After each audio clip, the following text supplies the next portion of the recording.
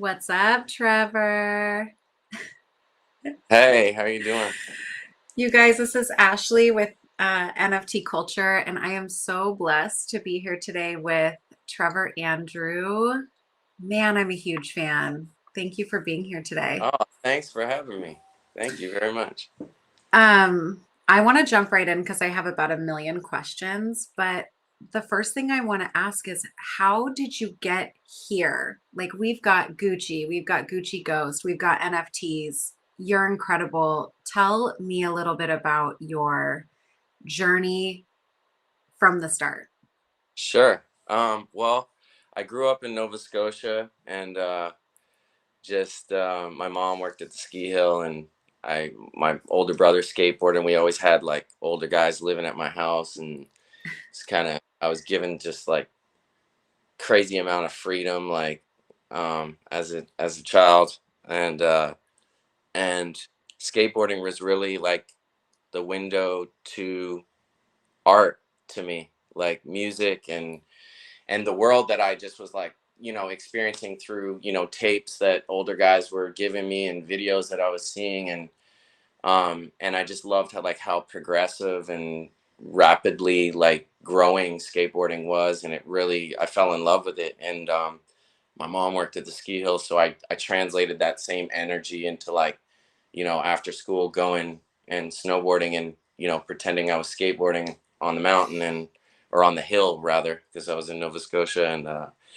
and then at like 14 15 I dropped out of school and started like competing around the world and by the time I was like 18 or whatever I was like kind of supporting my family and winning contests and designing my own snowboard products, clothing, Wow. snowboard graphics, and everything. So that like process really schooled me on like how to imagine something and bring it to life. And I guess that's what my whole life's been about is just like imagining things, dreaming them, and bringing them to reality. And so that was like my first kind of manifestation, like becoming a snowboarder from Nova Scotia, where there's no mountains, and was pretty much like yeah, I was just really lucky that I had these older guys, and my mom was like, "Yeah, okay, cool, yeah, you can go on a road trip with dudes that are like 10 years older than you," and I'm like, Would never happen now.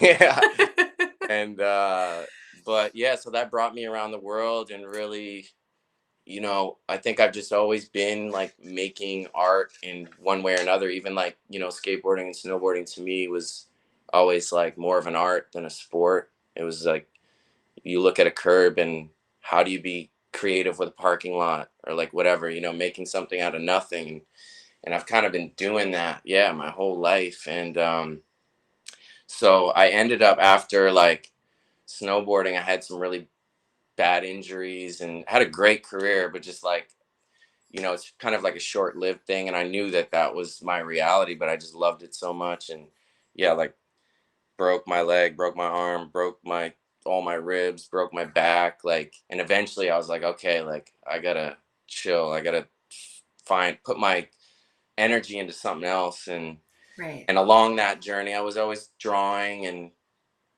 since I can remember, I was like my mom would get me like rolls of paper and I would just be drawing. If I wasn't skateboarding, I was drawing and so yeah, I started really just kind of getting back into like drawing and painting and writing and I was like started making music um and I think that I've just always had the ability to like believe in the things that I enjoy and that I love and I obsess on them pretty hard and I think that that's why I've found success with them and I have like nothing to fall back on either. It's like really like I'm all in. I never had a plan B. I'm like so I really go in and And so where I do you did that think with that music. confidence comes from, really quickly? Is that What's that? like, where does that confidence come from? Was that just mom being like, yeah, do it?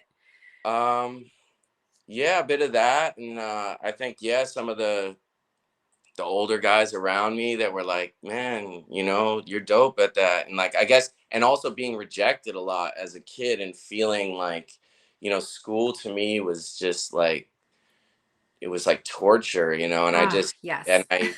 so when I found things that made me happy, and I just, I really went in. I don't know. You went hard. Yeah, and I think a bit of like, yeah, I think like, just like, oh, I'm not going back to that type of attitude. Like, Yes. I'm getting away, I so relate. escaping traumas and such. But yeah, I just have the ability to just fall into it. And so I've just done that over and over in my life. And I think that now, you know, did was doing music for a while and still currently doing music, but I really started going in when I moved to New York. I moved to New York in like 2000, maybe 2002 or something, and really just started, you know, putting my energy into like visual art and making films and painting again and drawing and not really knowing what for, just doing it. And I've Right. always found a way like to make it work somehow. Like somebody reach out, hey man, can you shoot a music video for me or do something or whatever, and I would just experiment. And as long as it was something creative that was fun, like I was down for it, and so yeah, started put well, how the Gucci Ghost thing, to come to the Gucci Ghost thing, I was like New York, music, art, just being like the whole world in front of my face, which was really inspiring to me. Like coming up, growing up in the country, and then like being traveling around, mostly, seeing cities, but popping in and out and being in the mountains, and then like really being in like the whole world in front of my face, and so many different cultures and so much just art and architecture. It was just really inspiring living in New York, and so I was just doing different things still, like the music stuff and whatever. And my friend was like, "Hey man, you want to DJ a party for me? And I've got this event in the Philippines. You want to go?" I was like, "Yeah, for sure. I've Yes. never been there. Let's do it." So I went over and DJ'd the party, and as I was leaving, this was in 2012. I was leaving and I went to the market and saw some like bootleg Gucci fabric and was like, "Oh, this is dope," and so I got that and like flew back home. And a few days later, it was Halloween and I didn't have a costume, and I was like, "Oh," Oh my chopped some God. eye holes in it and put it on. Was like, "I'm Gucci Ghost," and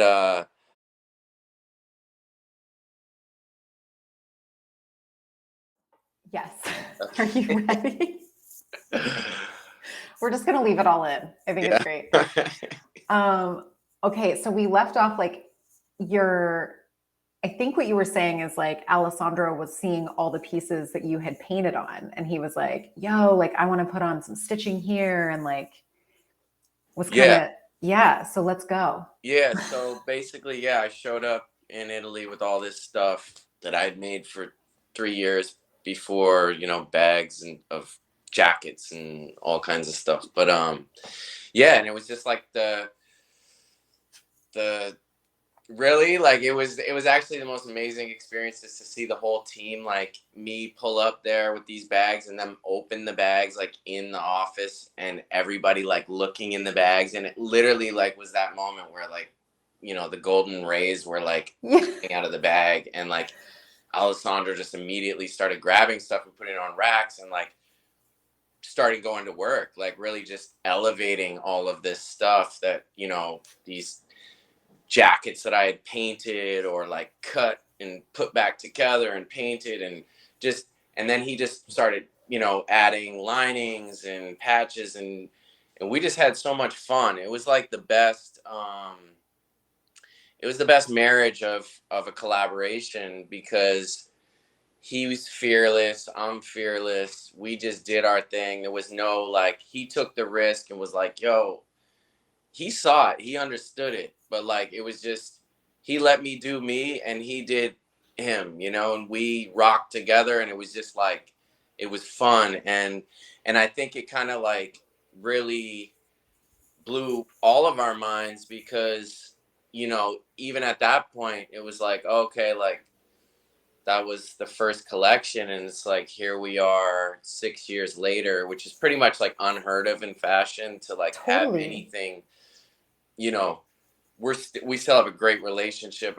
You know, the team reaches out and we're like talking about like some NFT stuff. We're talking about some, you know, there's like the jewelry still in the stores. There's like a lot of things over the past 6 years, events, and they've been like really supportive with my independent efforts as an artist as well, like as Gucci Ghost, which is really, it's been great. It's been a crazy journey, and yeah, it's like that we're at the 10-year mark of Gucci Ghost, and that's really where I wanted to with this new project, Life of a Ghost, which is an NFT. It's a one of one, and I really wanted to bring it back to Brooklyn, bring it back to my studio where all of this was conceptualized. All of this was like, you know, it all started there, and I really wanted to bring context to that with the NFT and have it parallel something that really happened, a real story, a real moment in time, a real place, and use like the most progressive medium there is to express it and tell that story. And that's why I was like, oh, I got to do this as an NFT. Like, this is the best. Because initially I was like, we were going to do a big art show. It was going to be like Gucci was going to be involved, and it was going to really be like an overview of my work with Gucci Ghost and them. And but the pandemic hit, so like that's when I was like, dang, like how could I still share this story and bring context to the work? Because I think a lot of people may have experienced Gucci Ghost through the brand first and not really understood, like really Yep. may not have known like the journey it took to get there, and like how, you know, I was using so many different mediums to tell this story and use Gucci Ghost as a theme, and how it started so humble, but it really was about like believing in something, and you know, feeling invisible, but knowing that like if I, you know, just went in, it would, I believe in like just the intention of doing something that you really like.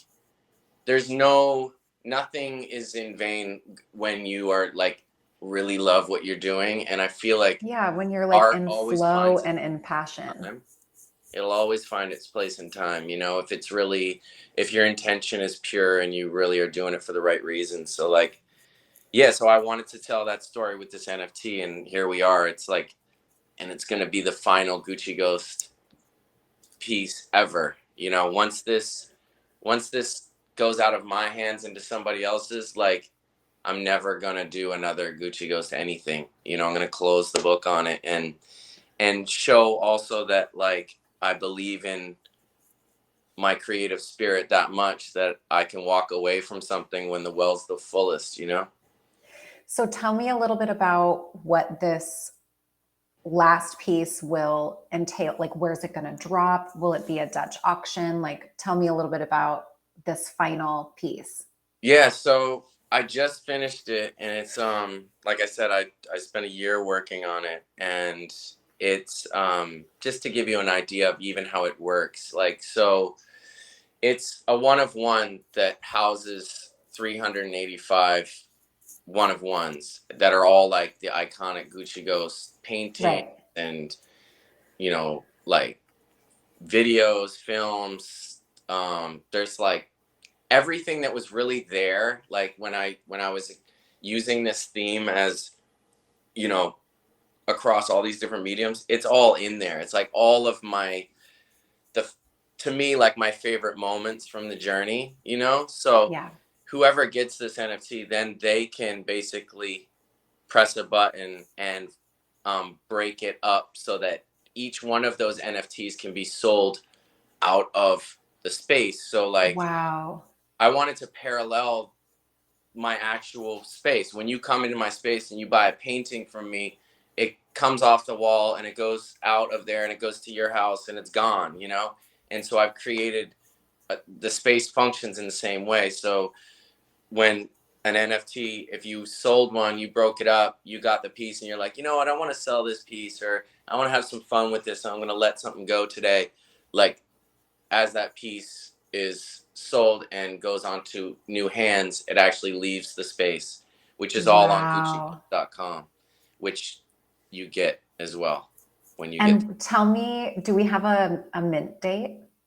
Right now it's Bonhams and Maker's Place are gonna do the auction, so Wow. it's gonna be when it starts with an irrevocable bid, and then it goes from there. So like I literally just started talking about this. If you like spoke about it publicly the first time maybe like a week ago,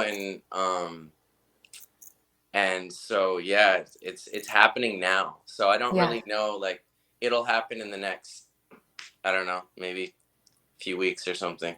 Oh my gosh, that is so exciting. Is there any part of you that's sort of sad to close out this chapter? Not really, because I believe that this like really, for me, it's better than doing like say an art show and then the art show comes down and the paintings go here and there, but like that art show and that moment's gone. This moment, I preserved the moment. I preserved the Yep. space, I preserved the work, and for me, I'm happy for it to, as much as it's an ending, it's also like a new beginning, and the piece will find its life somewhere else. It's going to go into Yeah. somebody else's metaverse. It's going to live. It's going to be like a museum, and it'll go on to have its own life. So I'm happy for that. I think it's rad, and I think it's, as an artist, like, you know, I'm always like taking risks and challenging myself and trying new things. I have so many other projects that, people probably don't,